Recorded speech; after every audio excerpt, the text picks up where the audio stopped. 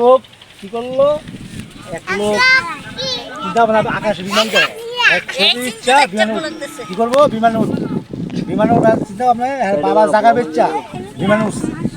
বিমানে বৈশা অনেকক্ষণ পরে চিন্তা করতেছে আমার তো স্যাপ ফেলাতে ইচ্ছা করতেছে, স্যাপ ফেলাইতে। বিমান মালা জিজ্ঞেস করতেছে, ম্যাডাম আমি স্যাপ ফেলাইতে পারি কই? তো দেখেন একটা লাল বাটন আছে, চাপ দিলে আমার স্যাপ ফেলানো জায়গা হয়ে। তো হ্যাঁ, তো পুরো বিমান খুঁজতেছে, এদিকে সব দিকে খুঁজতেছে, লাল বাটন হঠাৎ চায় এক মহিলা লাল টিফিন বই রয়েছে। দেখছো আমার বাবা হুদুরে বলো ছয় আমার লগ ওই লাল বাটন বই রয়েছে, আমি চোখে দিই হ্যাঁ গো লগে এই মহিলা লাল ঠিক দিচ্ছে, মহিলা হা করছে, হ্যাঁ সাপা মহিলা বন্ধ করে দিয়েছিল।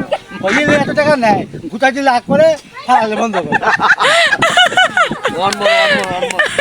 বসো এখন আপনার এই করছে একটা পাঞ্জাবি 150 টাকা দাম। তো 3-4 বছর পড়ার পরে চিন্তা করতেছে নষ্ট হয়ে গেছে, যে 150 টাকা দা পাঞ্জাবি কিনলাম এটাকে ফালাই দিব। তো এটাকে ফতুয়া বানাই, তো ফতুয়া বানানোর পরে আরো 3-4 বছর পড়ার পরে চিন্তা করছে নষ্ট হয়ে গেছে।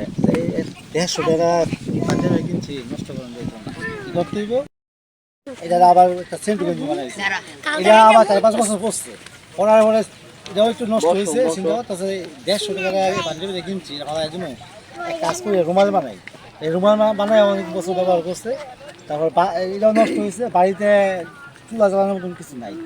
চিন্তা করলো রুমাল দিয়ে চুলা জ্বালাই, চুলা জ্বালানোর পরে এটা ভাত টাত খাওয়ার পরে ওই ছাই দিয়া নদীতে গেছে গোসল করতে, দাঁত মাইজা খুলি করে ফালাইয়া 150 টাকা নদীতে ভাসাই দিলাম। তাস খেলেন 5 জন, তো আর তাস খেলা যায় না, 4 জন তাস খেলতেছে, একজন বৈশা রয়েছে। তো কিছুদিন পরে হ্যাঁ খুবই দুর্গন্ধ গ্যাস ছাড়তেছে।